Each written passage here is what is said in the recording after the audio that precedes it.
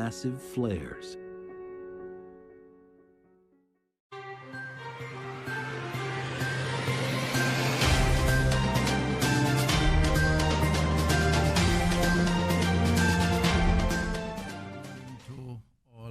Online, and of course my colleague Minister, Permanent Secretary CMO, and others who are in the audience and those who are listening in.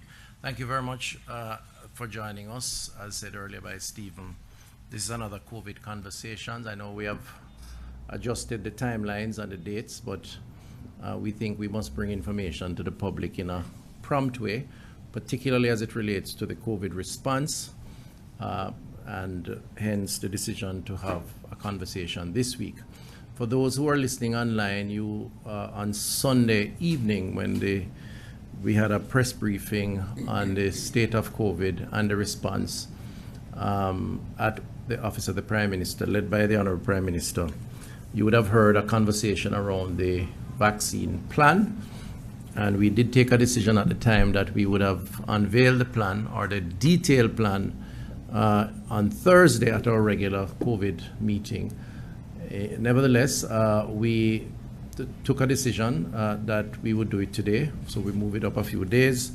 We had an extensive discussion and sign-off of the plan at Cabinet last night, and so today we are now presenting the plan to the public for its appreciation and understanding, and hopefully for the buy-in that is required to advance the other phase of the COVID response. We anticipate vaccines arriving in Jamaica this week, and I think we're on track for that, and more will be said about that later on. So again, welcome to COVID Conversations as we continue to keep you updated. Today it's about the plan, and I want to thank the team, the Permanent Secretary, the Chief Medical Officer, and the rest of the team, all the unit heads, for spending a lot of time to put together this plan. Dr. Ennis, the regional health authorities, it indeed was a group effort, and we consider it an important part of the way forward. So as previously announced, the government of India, of course, has generously donated some 50,000 vaccines, which is expected to be here by Thursday of this week. In fact, Thursday seems to be the day, and I have a time, but I'll not give the time, but by Thursday or before Thursday of this week. So we anticipate that to represent the first delivery of vaccines to our country, and we look forward to that. Immediately after arrival, the arrival will trigger the plan that we have been putting in place, which will be unveiled shortly. And we're all ready to go to ensure that 50,000 doses of AstraZeneca Serum Institute vaccines are used and used efficiently. We're also expected to receive some 14,400 doses of AstraZeneca vaccines on or before Thursday, March 11th. That would represent the second shipment, but the first shipment under the COVAX facility. And this is part of a 124,800 doses, with their remaining allocation to come in on or before May of this year. Another 1.8 million doses of vaccines are to be supplied to Jamaica starting in April, which is next month, under the African Medical Supply Platform.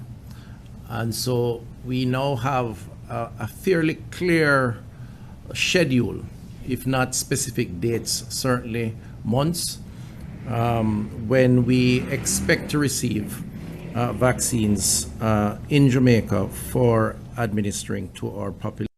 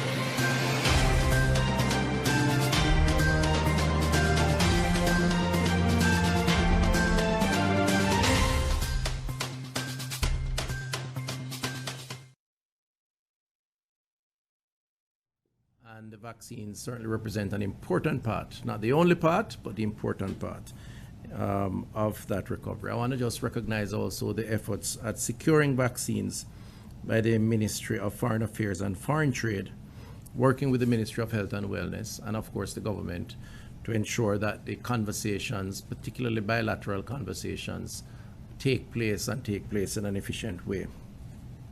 So before we expose the plan or the details of this plan, as I outlined in the National Interim Vaccine and Vaccine Deployment Plan tabled in Parliament and published on the Ministry's website, some 250,000 individuals are included in the first set out of persons to be vaccinated. And the categories that are identified as the priority categories are healthcare workers, government officials, the elderly, 60 years and over, the Jamaica Defense Force, the Jamaica Constabulary Force, the Jamaica Customs Agency, the Jamaica Fire Brigade, Passport and Immigration Citizenship Agency, persons who work in elderly childhood, primary and secondary education institutions, and there is a select group of government workers that are essential to the functioning of the economy that will also be a part of that initial group based on the role they play in interacting with the public and providing critical services. The presentation will reveal more about that. Someone had asked me about the infirmaries and other institutions similar. They would fall in the, was it in the elderly, the institutions? Yes. In the category elderly 60 years and over. All right, so the implementation plan is an aggregation, ladies and gentlemen, of the micro plans that have been developed at the regional and parish levels. It takes into account the appointment system, vaccination allocation, and the operational flow of the fixed and mobile vaccination sites.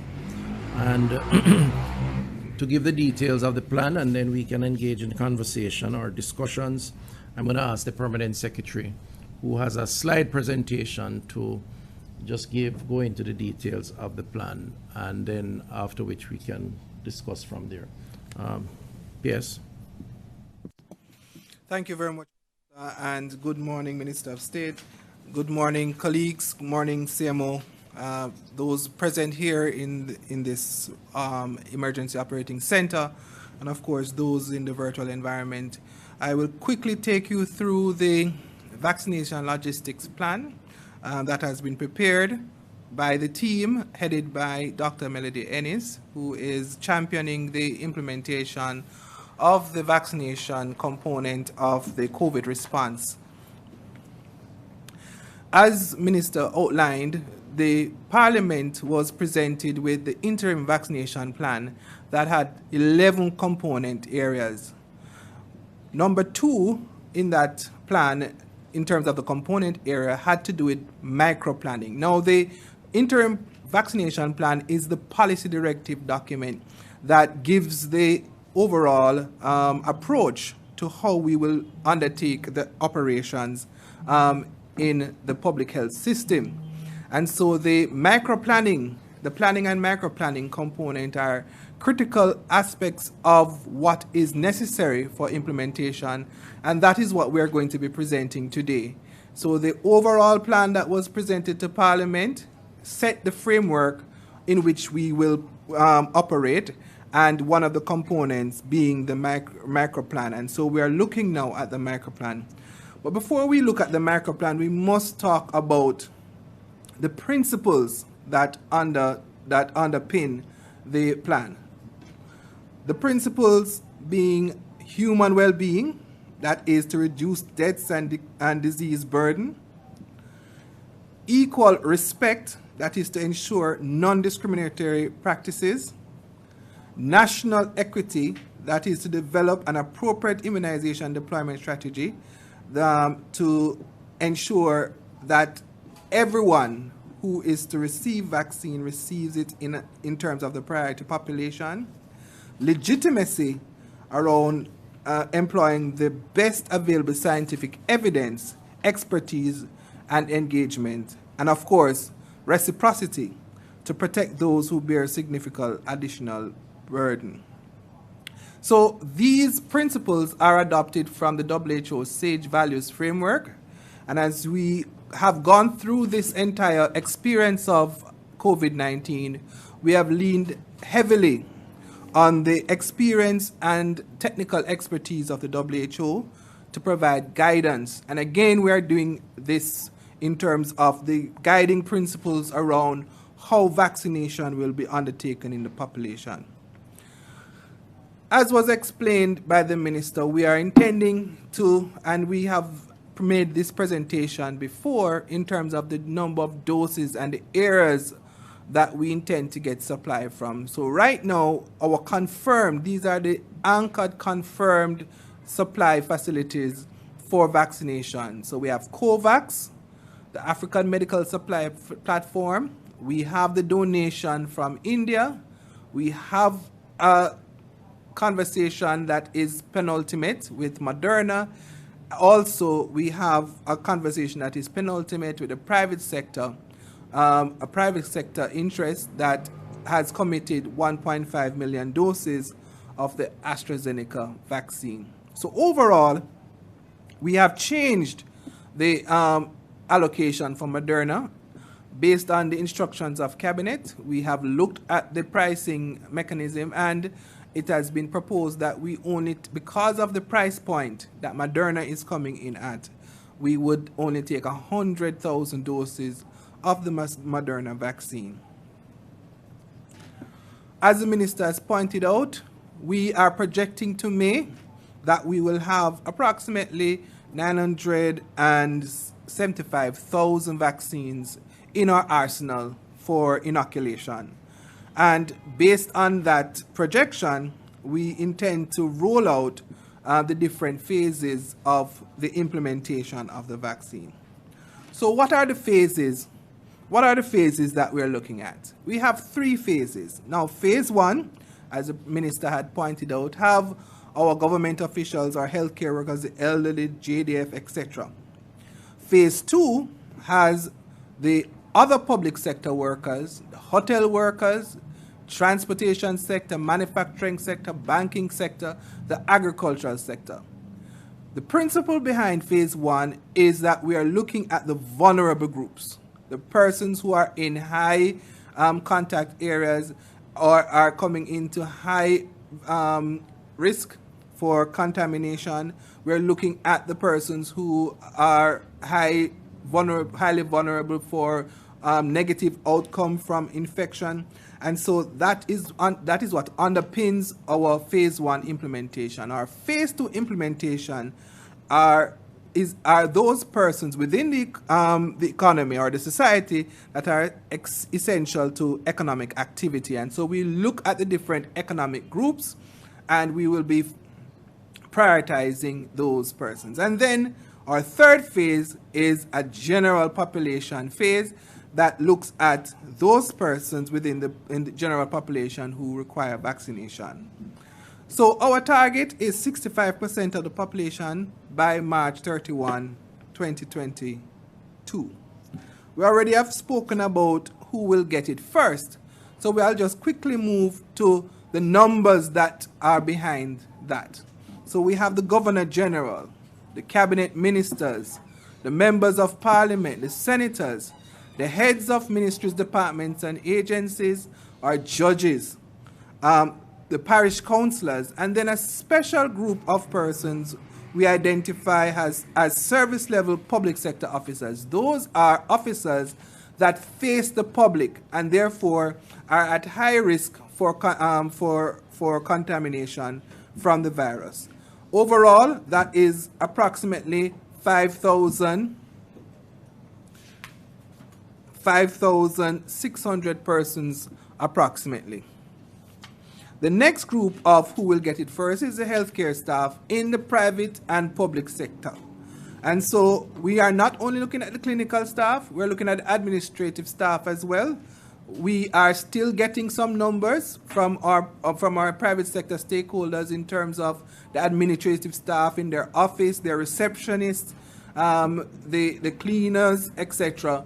All of those persons are part of what we call the healthcare system and are part of who we will try to vaccinate in phase 1. Right now, our numbers are looking like 25,000 persons in that group. The next group, next set of persons, the elderly, those numbers are still being refined. We have the information from Statin, but we're still refining those numbers. We have the Jamaica Defense Force. We have Jamaica the police, Constabulary Force. There you go, the Jamaica Constabulary Force. And as outlined last week, the schools. The schools now form part of our phase 1 operation, and we're looking not only at primary and secondary schools in the public setting, but in the private setting as well.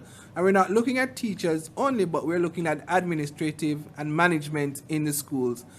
Also, we're looking at early childhood centers or early childhood institutions. Our numbers look like approximately 18,203, and those numbers too are being refined.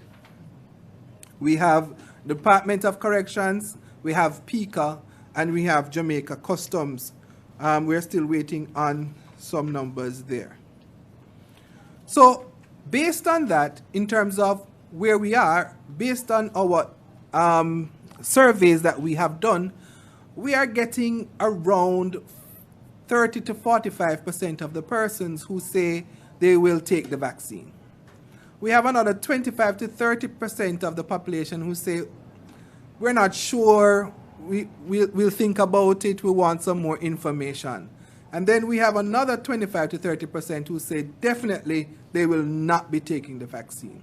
So we, in terms of setting a target, is looking for 65% of that population, or of that population that we will reach. And when we do the 65% of the total population based on the numbers that we have right now, we're looking at approximately 248,000 persons in phase 1 that we would attempt to reach over the period.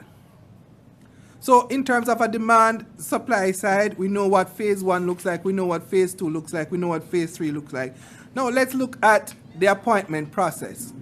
So once you are identified in a group, phase 1, phase 2, phase 3, a public call will be made. Now, currently, a lot of the public health institutions, the public health departments across the island have been reaching out to the different groups in phase 1, and they have been identifying those persons who definitively say that they want to take the vaccine, and they have been collecting their data.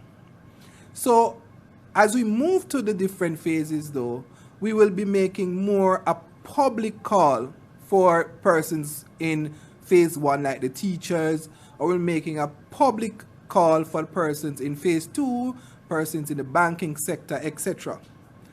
Now, if you wish to get an appointment, you must start the appointment process 5 days before you want your actual appointment. And when you ask for your appointment, you have to provide certain information: your age, date of birth, your area of work, comorbidity, your allergies, your address, the venue that you wish to be vaccinated at, your telephone number and email. Basic information that will guide us. Now, you can make this application or this application for appointment in 4 different ways. A call center has been contracted by the Ministry of Health, and that call center will operate our 888 One Love number, and persons will be able to call into the 888 One Love number and make an appointment. The parish health department will also be enabled to take calls from the public or the persons in the different phases and allow them to make an appointment. You will be able as well to go on the Ministry of Health and Wellness's website or the website of any of the regional health authorities and make an appointment, as well as you will be able to walk into any of our public health, parish health departments and make appointment there. However, once you walk in or you call in or you enter the information on the website, there will be a prioritization process that will take place. So even though in phase 1 we're talking about healthcare workers, older healthcare workers will be prioritized over younger healthcare workers. Healthcare workers with comorbidities will be prioritized over healthcare workers without comorbidities. Healthcare workers in high exposure areas, so for example, healthcare workers who work directly on the COVID ward or in A&E, will be prioritized over other healthcare workers that are not in those high exposure areas. A very important part of our prioritization process is the fact that sometimes, in some individuals, when they receive the vaccine and their bodies begin to mount a response, they begin to feel unwell for up to 24 to 48 hours. And so we can't vaccinate everyone in a particular area. So if we are vaccinating police officers, we can't vaccinate the entire police station because in one go. We'd have to stagger that vaccination because persons at that station may then become unwell and therefore will be required to stay home. And therefore it compromises the service delivery. After the prioritization process has been done, and this will be done by a software solution that we are acquiring, the next phase will be that a daily vaccination schedule will be prepared.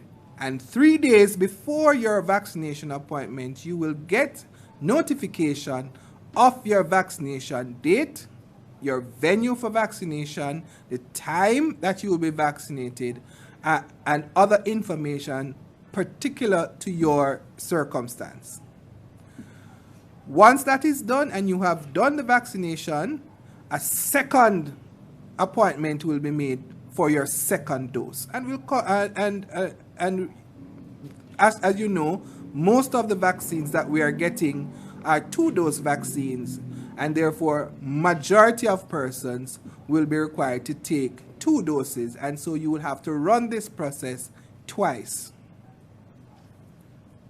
Next. So what happens at our vaccination centers? Our vaccination centers has 5 stages: registration, counseling, vaccine administration, observation, and documentation. Now, each stage, we have done a time and motion calculation, and each stage of the process requires some time. So we're looking at a minimum throughput of 35 minutes with a maximum throughput of 52 minutes. Now, what makes the difference? The difference lies in stage 4.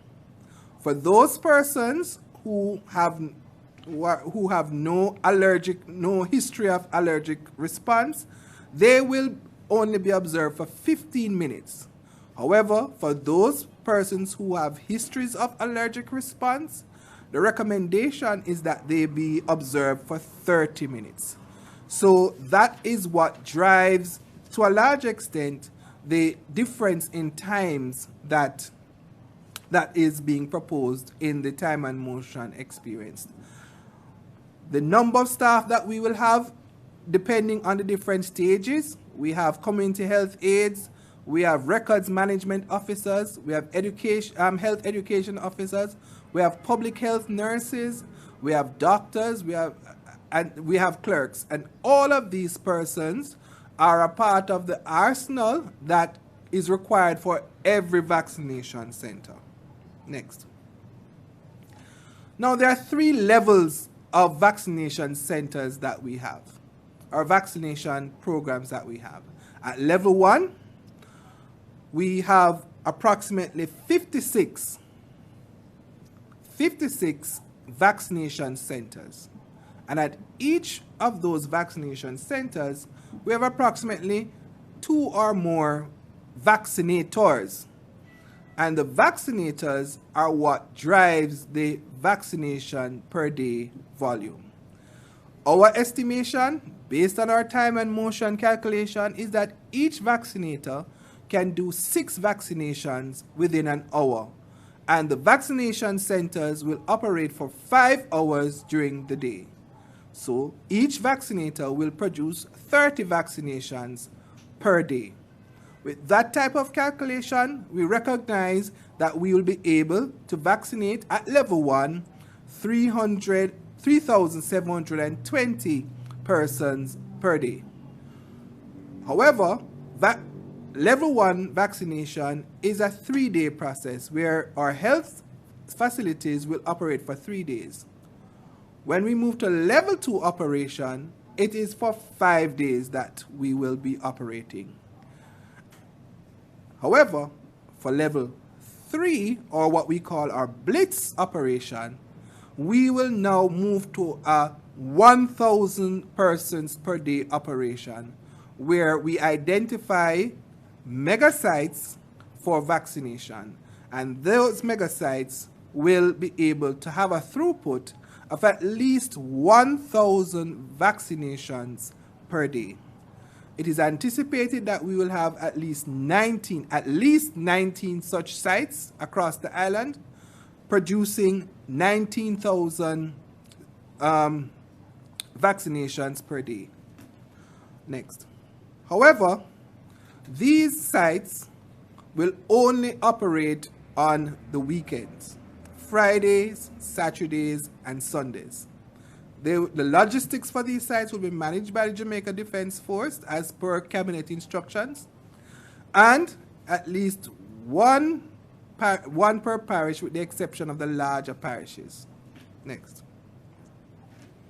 So, for our level 1 operation, it will be managed by our existing public health team.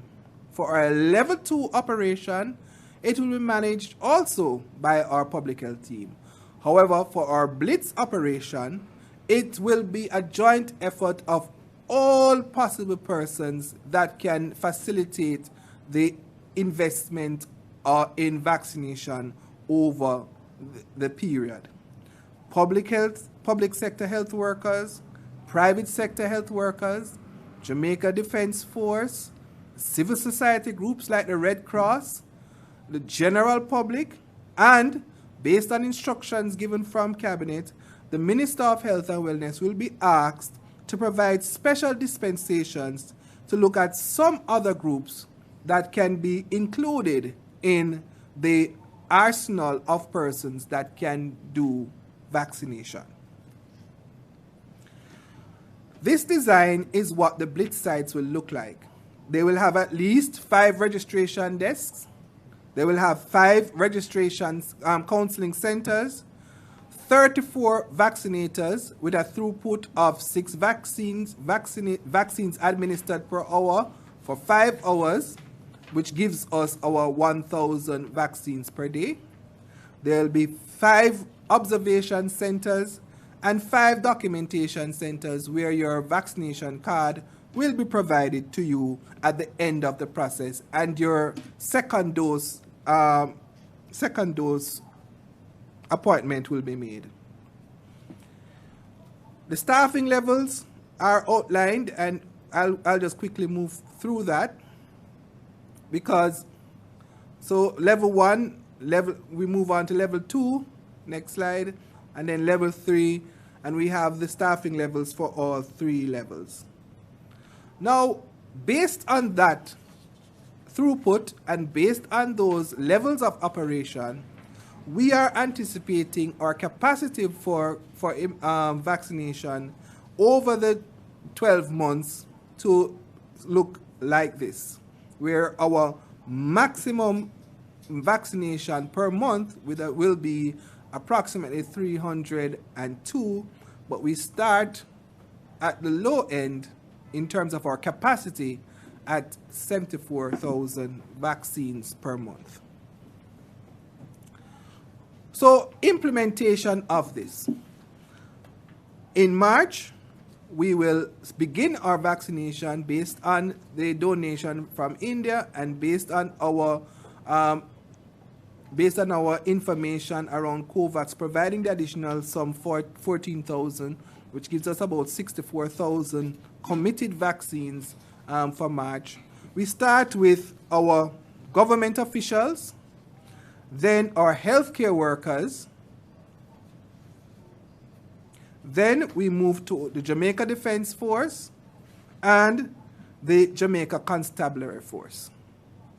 In April, we begin the vaccination for the elderly, the Jamaica Fire Brigade. We begin the vaccination of schools, Department of Correctional Services, and PICA, the Passport and Immigration Citizenship Agency. We gave our first dose in March and April, and the second dose in May and June. So, by the end of June, we will have completed phase 1 implementation, all things being equal. For phase 2, we begin in May. And in that period, we will start with our public sector workers and the transportation sector. Then we will move to continue the vaccination for our transportation workers, and then the agriculture sector will be added. And then we'll add hotel workers and manufacturing sector and the banking sector. And of course, we do our second dose application at least 4 to 8 weeks after the 4 dose, based on the information that we have. And then finally, our phase 3 implementation will be the general public. And we would run that program as we move through the different months. So overall, we will begin and end phase 1, March to June. Phase 2 will begin and end May and end on October. And phase 3 will begin August and end in March. So there is some overlap. Based on that, we have a distribution of vaccines based on our capacity that is displayed on your screen. And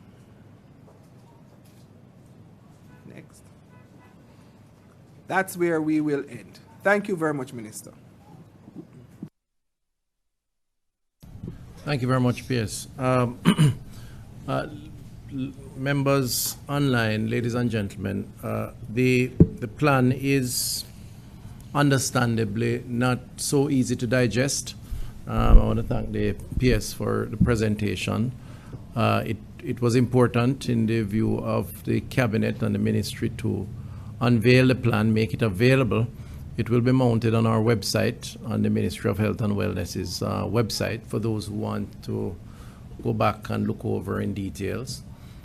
It is an ideal scenario for us in terms of the arrangements that are being made, and we clearly, it is intended to be a roadmap that we work towards. Now, there are many a slip between the cup and the lip, and I want to just say this because, there are many variables that are not necessarily or totally under our control.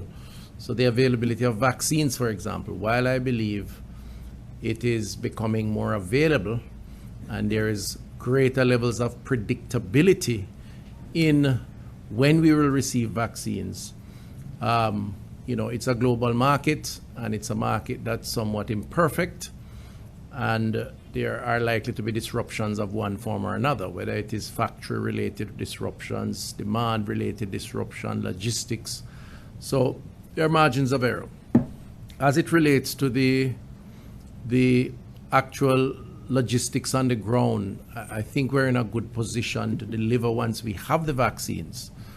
Where I see challenges that we clearly are going to work to overcome, and which accounts for why we have set the targets. If you put that last slide up on the screen for me, the one with the color-coded numbers of vaccines delivered per month or over time.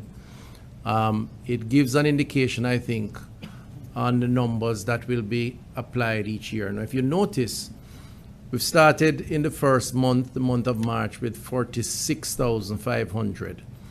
And that is a function, clearly, of the availability of vaccines that we will get, but also, very importantly, it will allow us an opportunity to work through the process flow, work through the plan in a way that is manageable, is not overwhelming, where we can learn as we go along. So there's a learning curve process that has to take place.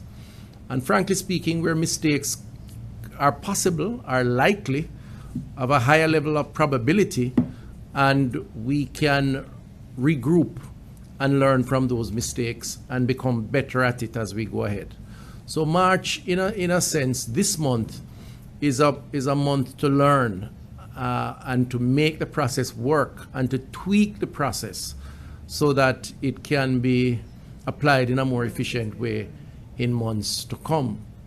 It's also a very important month to focus on our frontline workers, to ensure that our doctors, our nurses, our community health aides, our policemen, our soldiers, those persons who are directly involved in the COVID response and who themselves are vulnerable for contracting the virus because of the efforts that they have to make, that we make a very deliberate and focused attention to get them to take up the vaccine, because there is no guarantee that you have the vaccine, people are going to take it. Already we are seeing that, based on surveys we have done, that it is now 30 to 40% who are saying they will. We want to get that up to a minimum of 65%. So we have some convincing to do.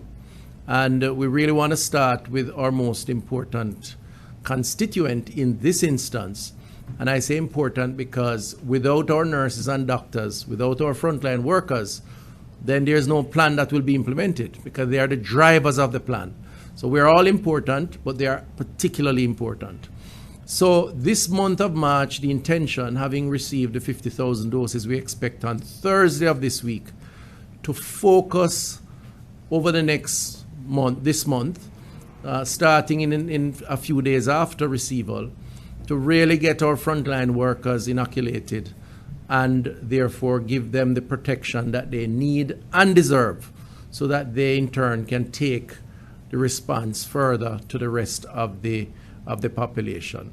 And that includes to our political representatives who are on the front line themselves, interacting out there, but also very importantly, who have to plan and manage the level of executive, the parliament, the councillors, the mayors, etc.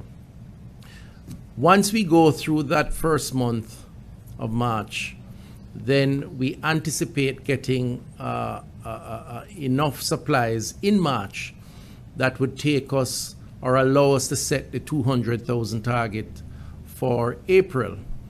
And the idea there is that we would have learned enough and deployed enough with some levels of certainty to administer in those three phases, the first, the second, and the third, including the Blitz phase, which is the most populated phase. That's when you can do some 19,000 vaccines per day.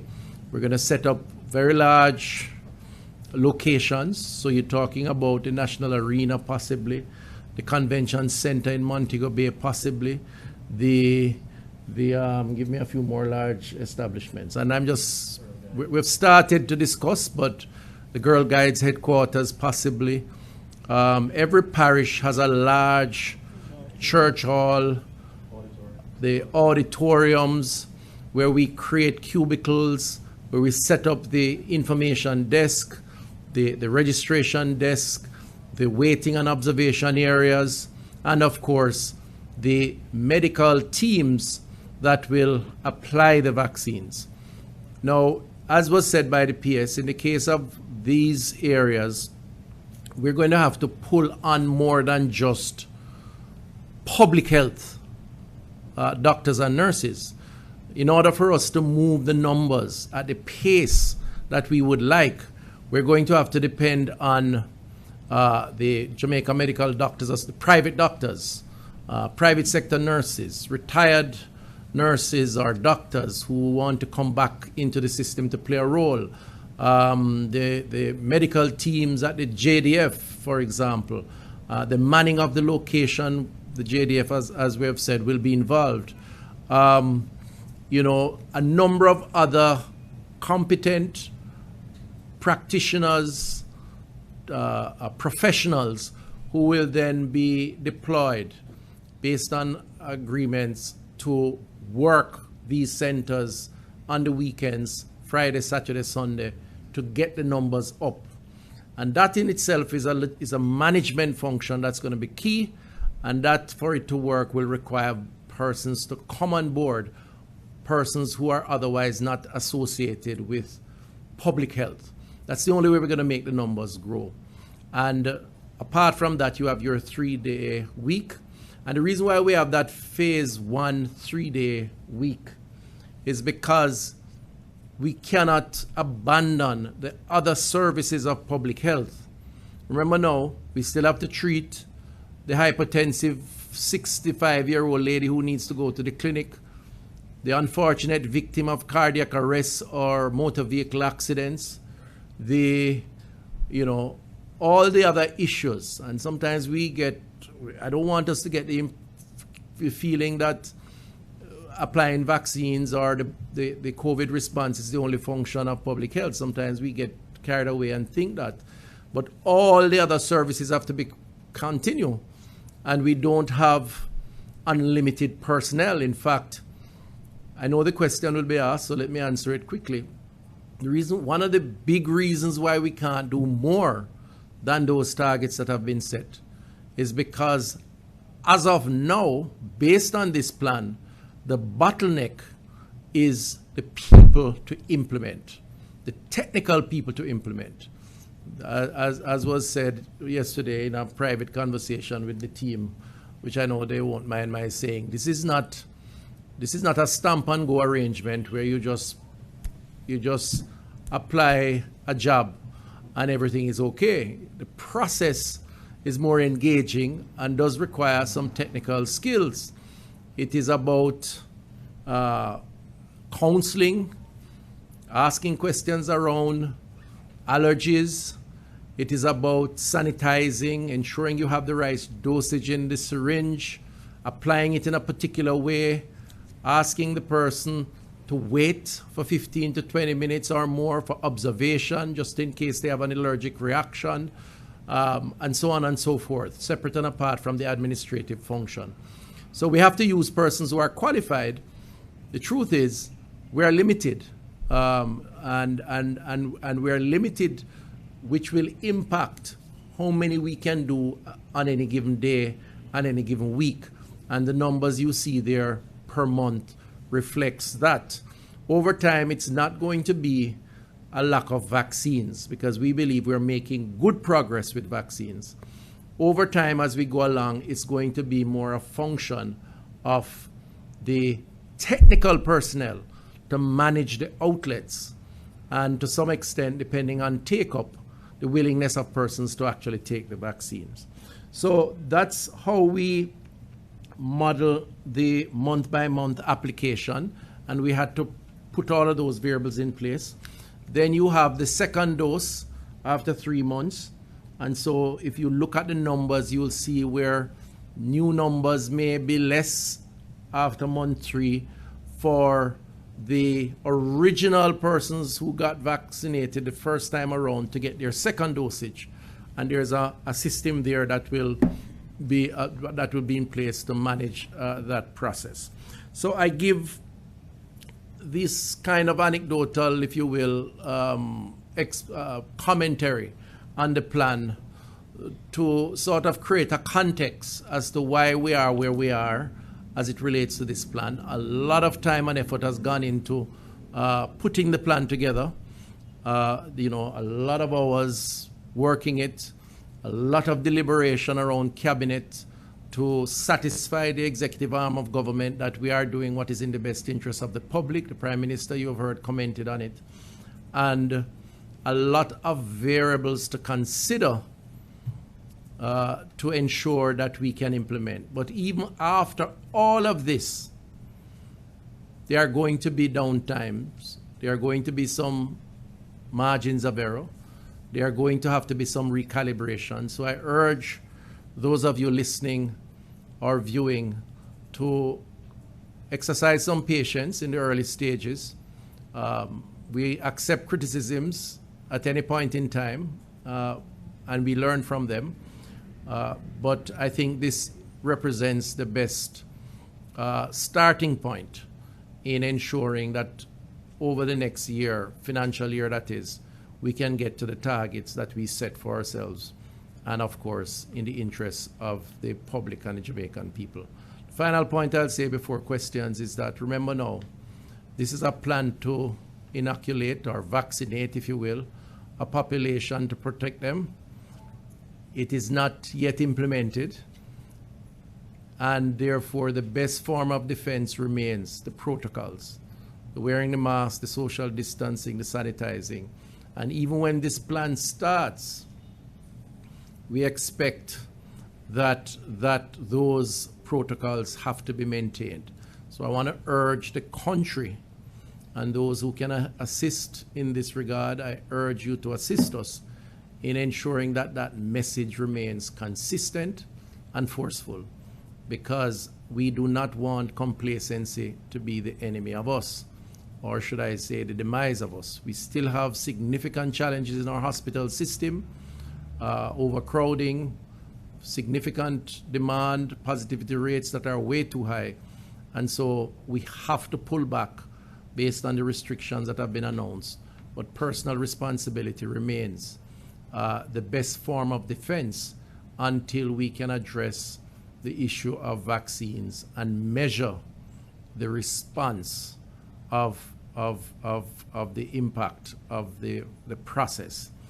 And this is my final, sorry about that, but I want to just reiterate too, and the Prime Minister said it in the press brief on Sunday, that vulnerable group that represents the first group to be vaccinated or inoculated, they are absolutely critical.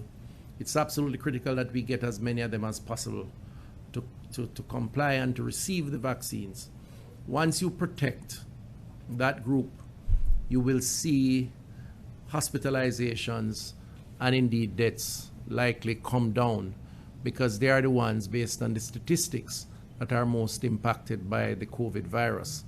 And so there is a lot of value to be gained by getting as many of those vulnerables on board as possible. So tell your mothers, tell your aunts, listen out for yourselves if you're over 60, and take the vax, because the vax is what will help you to guard against the COVID virus, and indeed help your relatives, your friends, those who you come in contact with, for the same benefit. I'll close here for questions, and we can discuss any additional information beyond now. Stephen? Or media colleagues on the Zoom to use the raised hand feature to pose your questions to the panel at this time.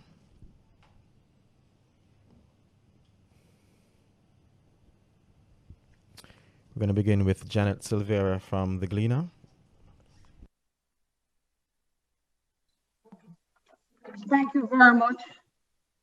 Good afternoon, rather. Several countries, including Germany, have revised earlier warnings against dispensing AstraZeneca to seniors over 65. However, earlier today, Canada sent out an advisory against the drug for people over 65. Why is there such lingering doubt about the safety and efficacy of AstraZeneca for the elderly? That's question number one. Question number 2, I have 3 questions. Can we possibly prompt the public hospitals to publicly share with us the protocols in handling asthma during COVID? And number 3, are there plans to retrain medical staff on the management of asthma based on WHO guidelines within, as it relates to, for instance, adrenaline, when there's a shortage of nebulizers or no electricity?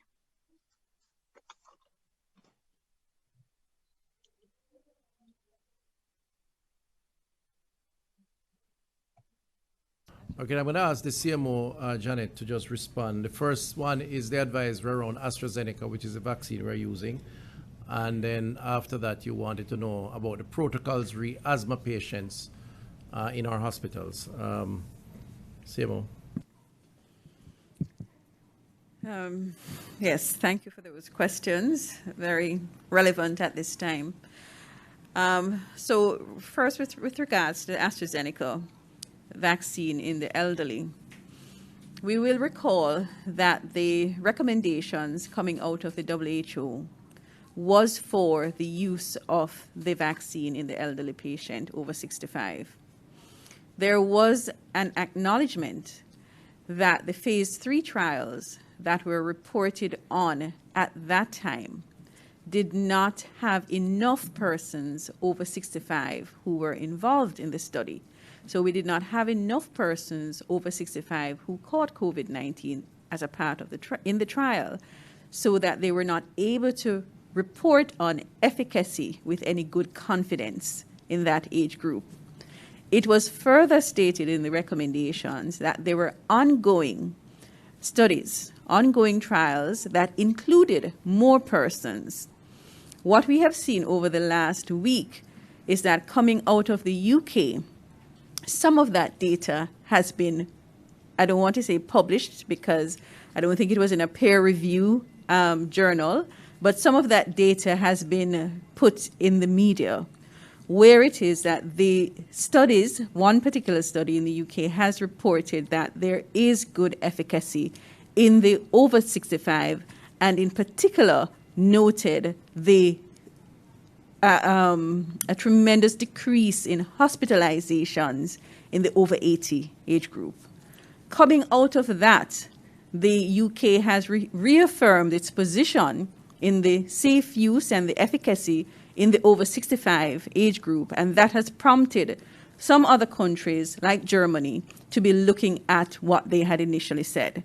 Now, we fully recognize that every country will do what it is that they think is best for their population, and they will also do that based on their available resources.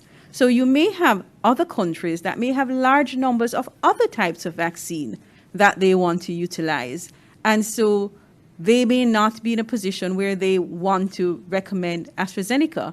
But if you're basing your guidance based on the studies, then we certainly are going towards confidently saying over 65, you're good to get the AstraZeneca.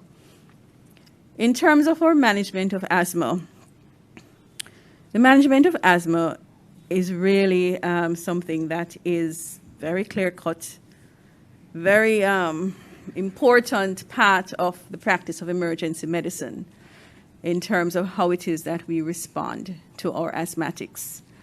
We do have some challenges posed with the COVID because of the note that nebulizations may be an aerosolizing procedure and can cause the release of aerosols that may contain contaminated droplets. And so there has been a move away from using nebulizations towards using more of the metered dose inhalations as part of the management in the emergency room, which is pretty much using your inhalers and using spacers. And so a lot of our emergency rooms would have acquired quite a number of spacers that they're able to use safely. And we have had studies over and over many, many years that have shown that the use of spacers and metered dose inhalers are just as effective as nebulizations. However, we do note that it's not every patient that is able to tolerate the spacer and the metered dose inhaler, and so at sometimes you would want to go to nebulization. So those protocols are pretty clear, and certainly at this point in time, they may need to be re-emphasized. We will be having discussions with our emergency departments. I will instruct our Director of Emergency Medical Services in the Ministry of Health to convene a meeting with our heads of departments, of our emergency departments, to look at this again and how it is that we address the management of our asthmatic patients and to ensure that they get timely and appropriate treatment. Thank you very much, Minister. Thank you, CMO. I'm going to go to Chevon Wayne Campbell from Nationwide. Good afternoon. Can you hear me? Yes, go ahead, please. Good afternoon. Chevon Campbell here, as you stated. I have just two brief questions. The first is regarding the equity of vaccination. As you note, in the global sense of things, all jabs are equal, but some jabs are more equal than others. On what process will the Ministry of Health decide who gets what jab, say Moderna versus AstraZeneca versus Johnson & Johnson? And in addition to that question, as we note, based on the research, the Johnson & Johnson jab is a single jab, a single dose jab for its efficacy. I'm assuming in that particular instance, it's not going to be required for someone to take a second dose, or is it the rationale by the Ministry of Health that regardless of vaccine, everyone will get a second dose of a vaccine?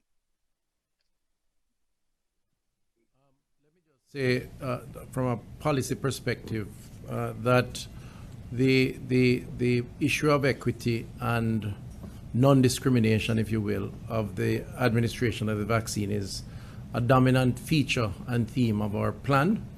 You'll have heard the Prime Minister comment on it. I have commented on it. And indeed, it is contained in the transparent nature in which we have unveiled the plan, which lists not only the categories of persons who will benefit, but also the actual numbers, or certainly estimated numbers of who will get in what category. The vaccination principles are outlined at the front of the document, which speaks to the overall protection of all concerned. Now, so you know, that's very clear, and what we need to do now is to implement what we have stated, and the intention is so to do. The issues around which vaccine you receive is going to be largely influenced by the availability of the vaccines. I mean, if we get AstraZeneca, then AstraZeneca will be offered. When we get Moderna, then Moderna will be offered. Remember, the vaccines have a shelf life, they have expiration dates. So we can't, we're not going to reserve a space for persons to get a particular type of vaccine or hold a vaccine because somebody who should be getting it at a particular point in time decides that they don't want that vaccine. How it will work is that it is offered based on the schedule and the category of person, the group. You accept, you get, you don't, then we move on to offer to the next person until we would have completed what we have. So it is very important that the public recognize and appreciates that the government is not intent on being selective except for managing a process to deal with the vulnerables and then the rest of the population. And to the extent that a vaccine is offered is the extent to which we have that particular vaccine to offer. And all vaccines, of course, are vaccines that are approved by the World Health Organization and have gone through all the necessary clinical trials And so we would be satisfied as a country that these are safe vaccines to be administered, whether one dose or two. Stephen? Thank you very much, Minister. I'm going to go to Dion Jackson Miller from the RGR Communications Group.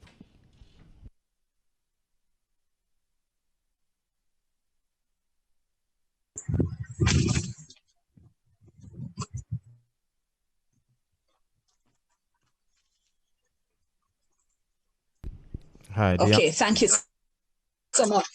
Thank you so much. My apologies. Okay, so trying to understand some of this. So forgive me if I'm reiterating, going over some of what you said. It was very hard to take in all this information. So my first question, just a very quick question, given that very short and amazingly clear explanation that the CMO gave in relation to what happens, what is supposed to happen with asthmatics in this time, would it then, Minister, for you, would you then make a clear assertion that no asthmatic who is having an attack should then be turned away from a public health institution? And the second question related to that in relation to the meeting that the CMO is talking about, can you give us a time frame on when that would happen, given what seems to, what is the urgency of this particular situation right now? Second question relates to the order of priority. As you all know, I've been asking this question. So I'm still trying to understand based on the slides that were shared. So let me, for instance, look at slide number 24, which speaks to phase 1 implementation. And you have there the list of the groups that you're saying are priority in phase 1. So you get 50 doses, 50,000 doses from India, for instance. Are you saying that 5,599 government workers will get those doses? Then you move to the 15,987 healthcare workers and so on down the line, one by one, line by line. Is this the order of priority in which the vaccines are to be given? And 3, if that is so, can you please explain the rationale for government officers being first in the category here ahead of healthcare workers, other than the Prime Minister and the Minister of Health? What possible explanation would there be for, say, a 20-odd-year-old senator or a 30-odd-year-old MP being first in the list of categories getting the vaccine? And final question, in relation to the appointment system that you described, is it then that there is no central registration that is taking place by the government? Because somebody emailed me this morning and said their church has just been contacted by the ministry to ask about congregants over 64 or over 65. All right, I know that's a lot. So that's asthmatics, order of priority. Why Parliament? Why? Well, government officers, I assume that means parliamentarians and councillors. Why them ahead of anybody else? And 4, registration and appointment. Okay, yes, it is a lot to chew on, Dion. So let me begin with the case of young Jalisa. First of all, it is a tragedy. It's an absolute tragedy. And, I spoke to Jalisa's mother yesterday and got her account of what transpired. And clearly she was distraught and very understandably so.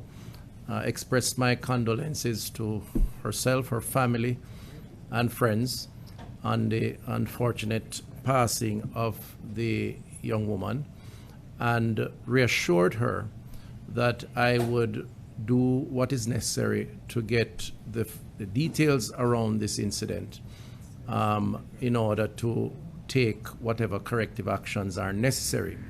I've also spoken with the chairman of the University Hospital of the West Indies, the chief medical officer, the CEO, and I have asked the chief medical officer here in the ministry, sitting to my left, to begin proceedings to assess or investigate, if you will, and meet with, where necessary, the principal of the university to determine exactly what went wrong. I've also asked the university for a report, but I believe it is necessary to do an independent assessment of what transpired that led to this unfortunate death. Directly to your question, I agree with you. I don't think any hospital should turn away anyone who has an asthma attack. And so the issue now is to get the details of what actually transpired. And certainly if that is the case or was the case, then whatever corrective action needs to be taken, including holding those who are responsible accountable, and I certainly would want to would insist that takes place. If there's a need for the policy to be clear or clearer, as the CMO has said earlier, then that will have to be done also.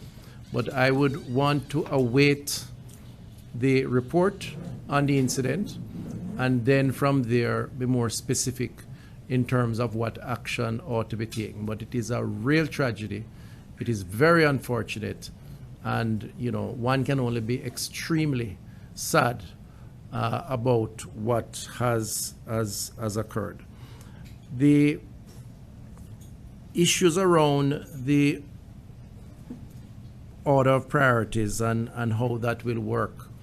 I thought the presentation was clear. I mean, we went down to the actual numbers in terms of each category.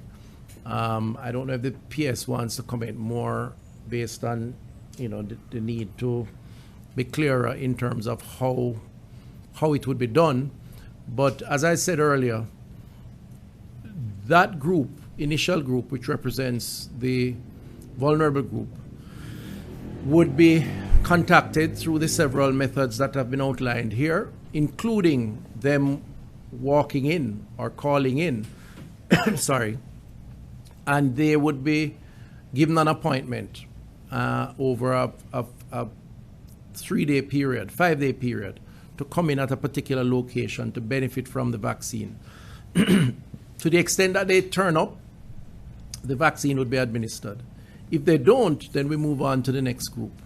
And I think that is the general principle of allowing for equitable allocation based on the stratified groups within the society, or the subgroups within the wider society.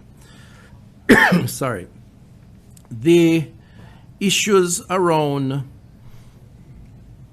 who gets and why parliamentarians and certain parliamentarians should or should not. I think it's important to recognize the role that government, and government in the widest sense, or upper house or lower house, the three arms of government, executive, legislature, and judiciary. As you know, the judges are a part of that process, that they are important to the normal functioning of the society. There are a lot of decisions that have to be made that they will have to make. They preside over that process of governance, and you wouldn't want to have a situation where they are so restricted by virtue of an outbreak that some of those decisions can't be taken, because then the entire population suffers from that.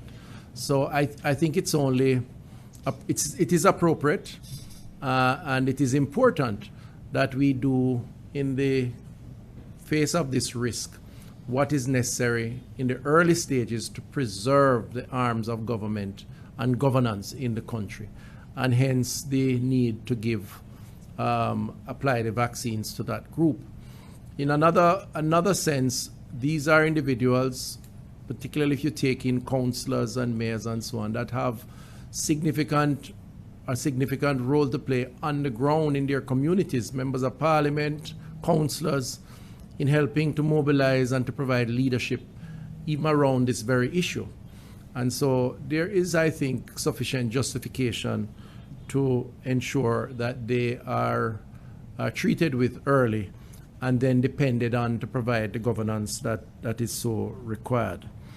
I don't know if I missed anything. Did I miss any of the questions? That's it. PS, you want to comment on the priority group? So for two things I want to clarify, Minister. One, for the purposes of planning, you always have to make certain assumptions, especially when you have uncertainty. So we just made an assumption in the plan for the purposes of planning that we have only 2 dose vaccines that will be in the stock. But we know that when we have the Johnson & Johnson, which is a 1-dose vaccine, it will create efficiency in the plan. And so it will accelerate the deployment, and it will also accelerate the overall efficiency that we have. 2, month on month, it's not a sequencing. So the order is not sequencing. It's a parallel arrangement. So what we'll have is that in month 1, you will note you're talking about the healthcare workers, the government officials, etc. All of them will start at the same time at the different parish levels, at the different institutional levels. So it's not that you're doing one and then move on to the next one, and then all of them in that month will start at the same time. For example, JDF will take their vials of vaccine and they will do their own vaccination of the JDF team. And then the police will have a set of persons who will be inoculating the police, and so forth and so on. So it's not a function of, and then the healthcare workers will be inoculated in the different centers that have been identified. So it's not a function of a sequencing, it's a parallel intervention in that month. So it's not the only prioritization that you can look at is a month-on-month priority in terms of who starts in which month.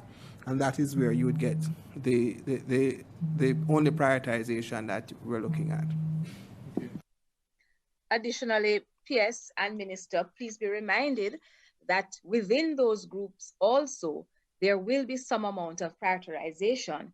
So for persons who are over 60, for persons who are 50 to 60 with comorbid conditions, then of course, those persons will be vaccinated before somebody under 30, for example. So within those groups, we're also going to take that into consideration as we roll out. Thank you very much. We're going to go to Nadine Wilson-Harris from the Gleaner.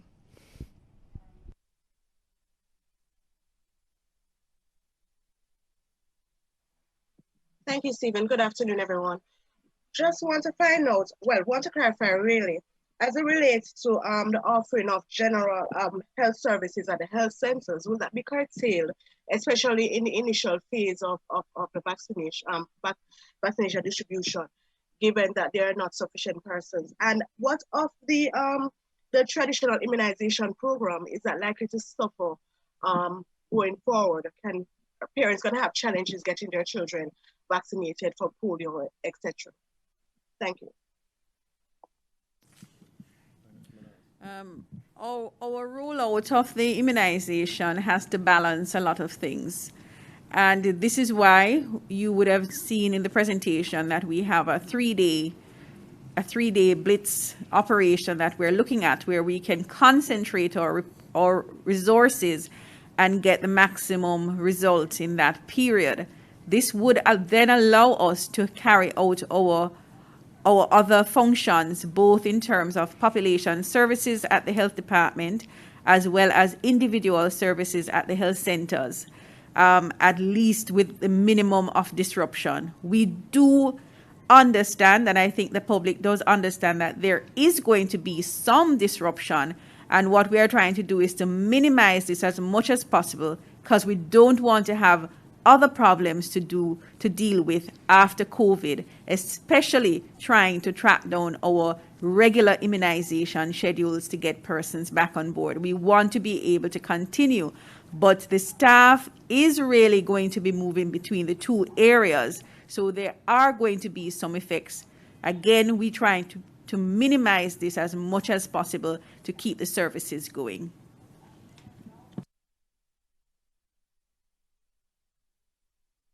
Thank you very much, CMO. We're going to go to Zara Burton from 18 Degrees North.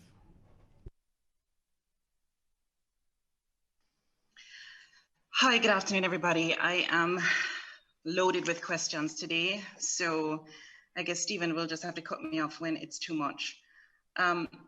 First question relates to the entire panel. Wanted to find out if each of you is going to be definitively taking the vaccine. Some of my questions are related to those who are skeptical about the vaccines. So that would be my first question, if each of you is going to be taking the vaccine and when. Second question, the presentation that Mr. Brand made included a reference to being monitored for severe allergic reaction.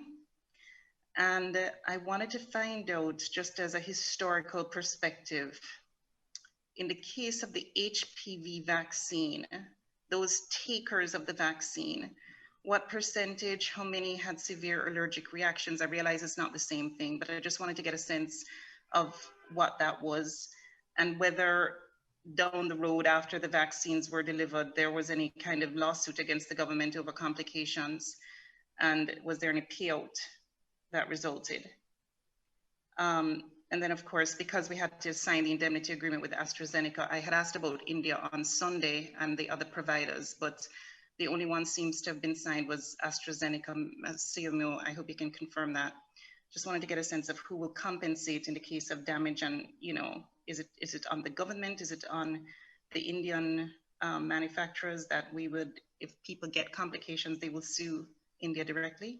So that's question 3. And then 4, what is the purpose of the vaccine card? What are the negatives and positives of that? And I'll keep it there for now, but I do have some other questions just to be reasonable.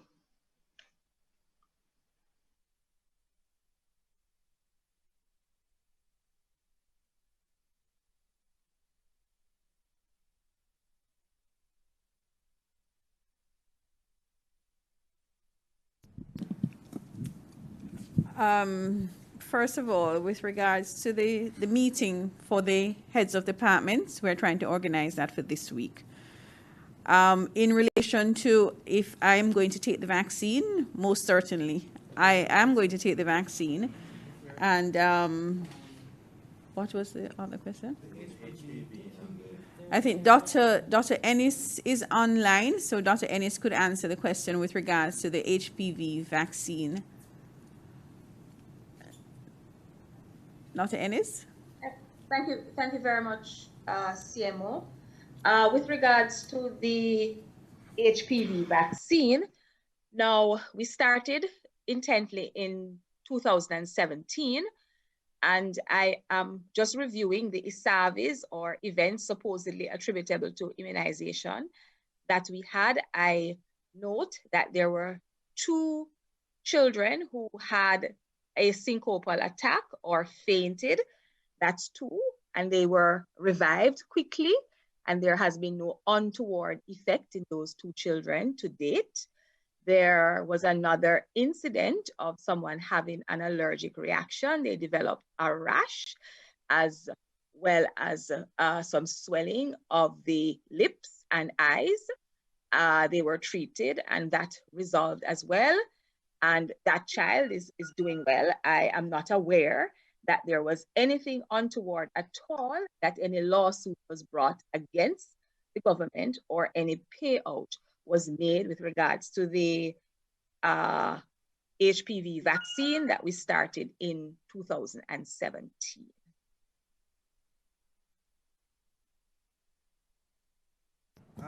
I just think that all of us should make the commitment that we will take the vaccine once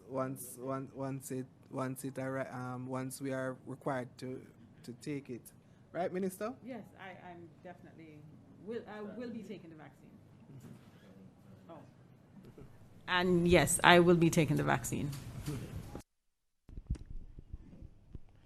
All right, we're going to go to Jamila Maitland from CVM TV.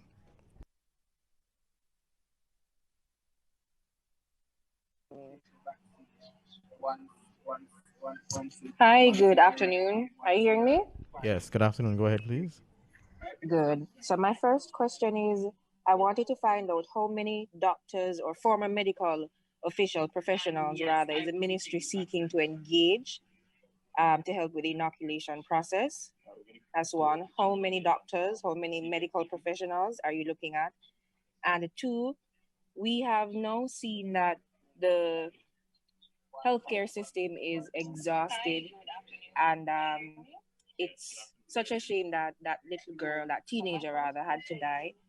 But we now realize that the system is overwhelmed, and I want to find out what preparations are in place to help the local healthcare clinics. So these are the health centers in the communities. What kind of arrangement is there to assist them with any extra resources to address any issues that would prevent them from going to the major hospitals? So those are my two questions. All right. So, PS, maybe you since you have the plan there, are you able to give the approximate numbers of non-public sector personnel that we're looking at? Thank you, Minister. So I'm not able to give the non-public health workers, but what I can give is the staffing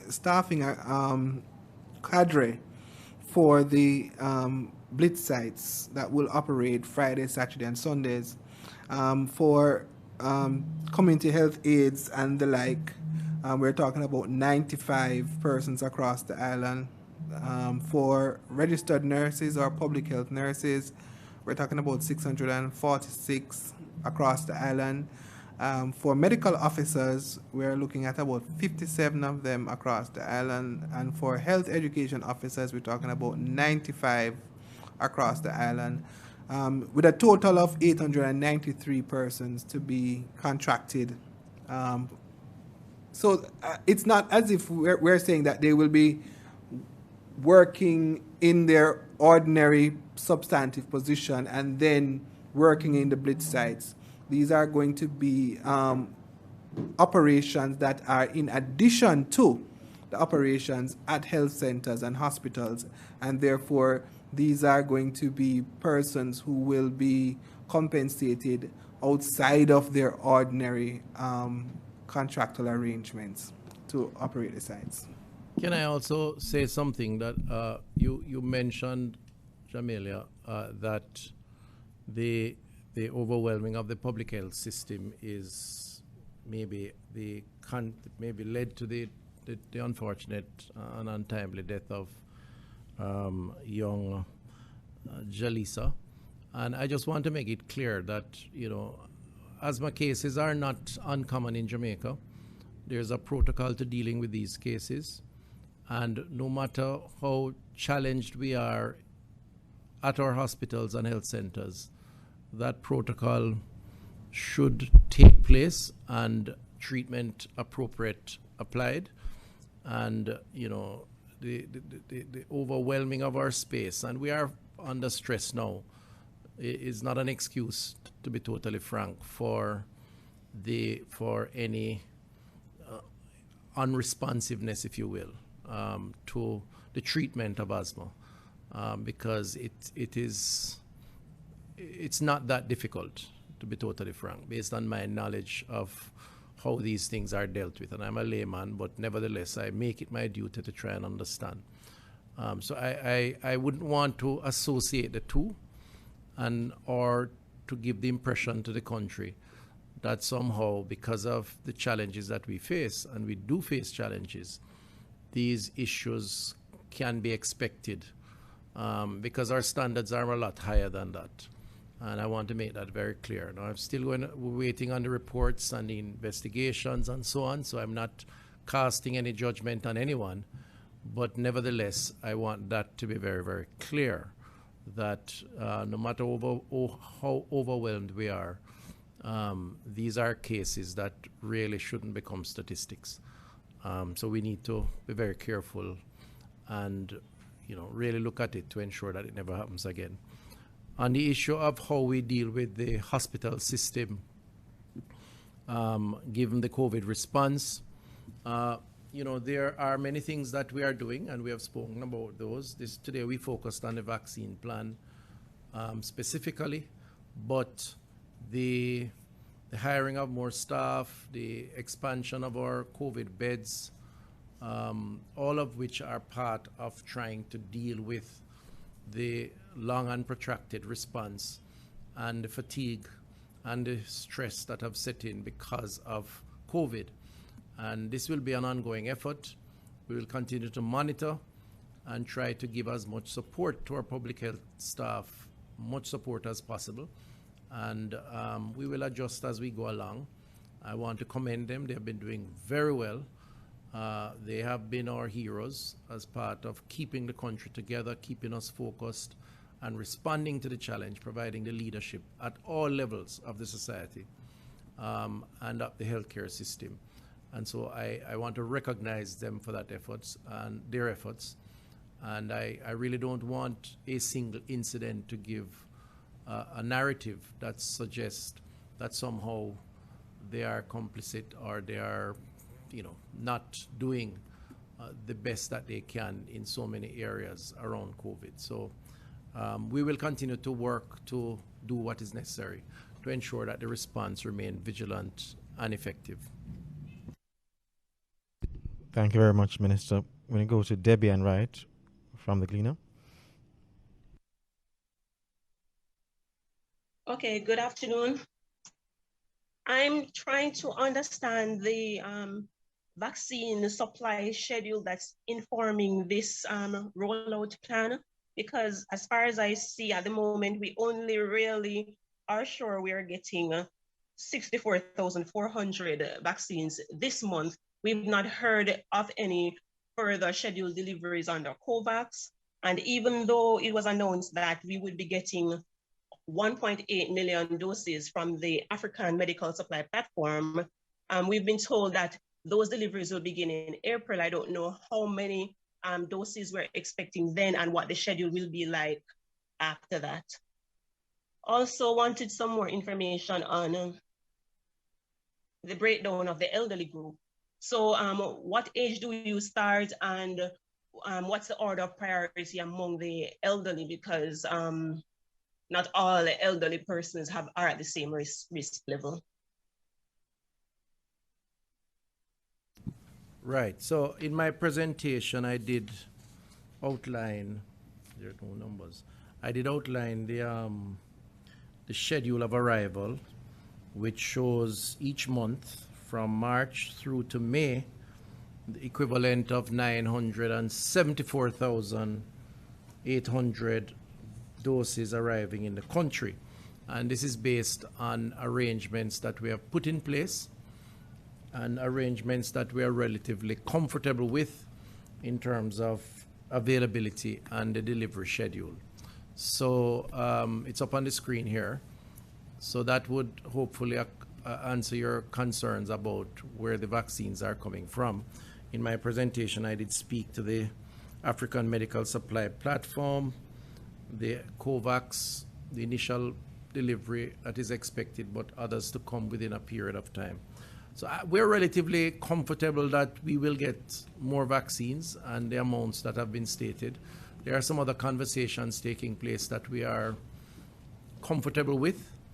But again, we have taken a position that we will not announce until we are, you know, a lot more comfortable, put it that way. So I wouldn't worry too much for now about that unless something really unforeseen happens. And at that point, we will tell the country if it's necessary.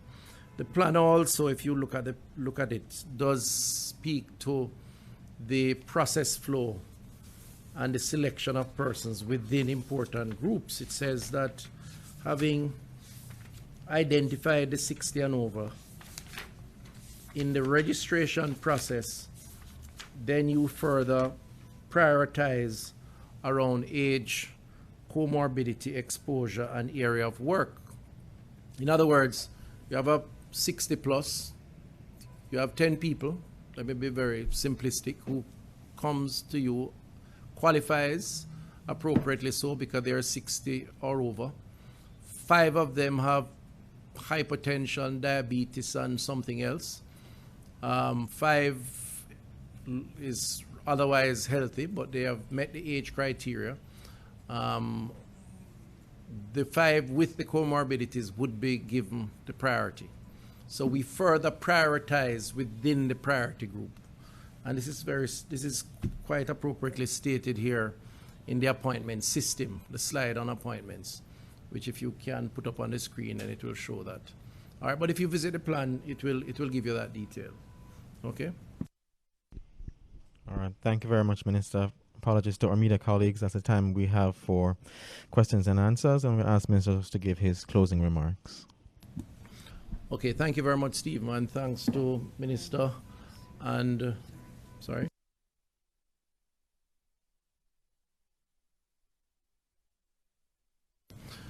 Right, so let me thank the Permanent Secretary for his leadership and hard work in helping to pull this plan together and his presentation of it, the CMO, and of course my colleague Minister, who is always there giving full support, and the rest of the team who have made this possible, Dr. Ennis, who is online, the regional health authorities who have been a critical part of putting the plan in place and will be largely responsible for implementation at that level. And many of them are online. I don't want to call any names now because there are so many. You know, we anticipate that in the coming days, weeks, and even months, that the conversation around the implementation of the vaccine plan will continue. We anticipate that questions will be asked. We anticipate that challenges will emerge, and that we will have to vary or adjust as appropriate, with the single objective in mind, which is to get as many of our population inoculated or vaccinated, as many as possible. The target is at least 65% of the overall population, with a priority list focusing on the vulnerable, those who are most likely to be impacted if they get COVID-19, most likely to be hospitalized, most likely to be critically ill, most likely to die. The data of the 400 plus deaths that we have is very clear. Older persons with comorbidities represent probably 80% of our deaths. And so it points us in a direction which we think is scientific and is accurate. We urge our Jamaican citizens, our brothers and sisters, our colleagues, to take the vaccine, or take the vax for short, when it is made available and when your time would have come for it, particularly if you're part of the vulnerable group, but generally speaking also. We are confident, very confident, that we took the right decision from the start to await vaccines that were approved by the WHO, have gone through appropriate levels of trials and write-ups, and therefore we can say with confidence the vaccine that we will get will be safe and will offer the protection that we expect based on all those trials. We will provide counseling. We will provide guidance. We will schedule the take-up.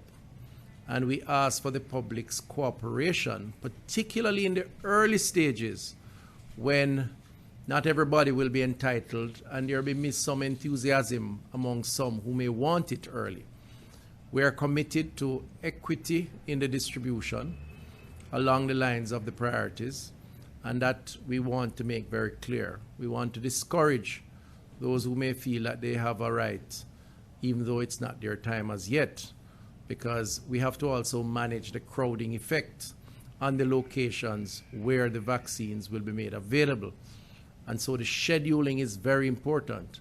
Otherwise, we could be spreading the virus in a place where we're trying to prevent the virus, and that's not something that we would like to happen. We will give ongoing updates on the plan, and if we have to make changes, we will say so and be transparent about it and why we have to make those changes. And finally, please remember the protocols that are very necessary as we go about this phase that is about to begin soon of the vaccine administering on the population. The social distancing, the management of the sanitization, the wearing of the masks, none of these can be given up in anticipation that a vaccine is coming. It don't make sense because you're still exposed. The virus is out there, and as you can see, it is almost overwhelming on too many members of our population and importantly in our public health system. So wear the mask still, walk with the sanitizer still, and exercise the physical distancing that is necessary to protect yourself and by extension to protect others. Very important. If you need to see the plan, it is posted on our website, which is www.moh.gov.jm/VaxPlan. That's VAXPLAN. So that's www.moh.gov.jm/VaxPlan, VAXPLAN. So it's on the website now. You can go and download or review it. And if you have questions, send us your questions. We'll be happy to respond. And let us continue to work together to overcome and to respond in an efficient way to COVID-19. I think we're making progress despite the challenges. Please continue to observe the new orders that have been announced by the Honorable Prime Minister. It's all in all our interests because we need to now cauterize the spread while we work on implementing the vaccine plan. Thank you very much. Until next time. My name is Patsy Edwards Henry. I am Dr. Mindy Fitzenley. I am Dr. Andrew Manning. COVID-19 has wreaked havoc on our families, our communities, our livelihoods, and our general way of life. Clinical trials have shown that we now have a safe, effective COVID-19 vaccine. I will take the vaccine. Vaccinate to stay safe. This is an important message from the Ministry of Health and Wellness.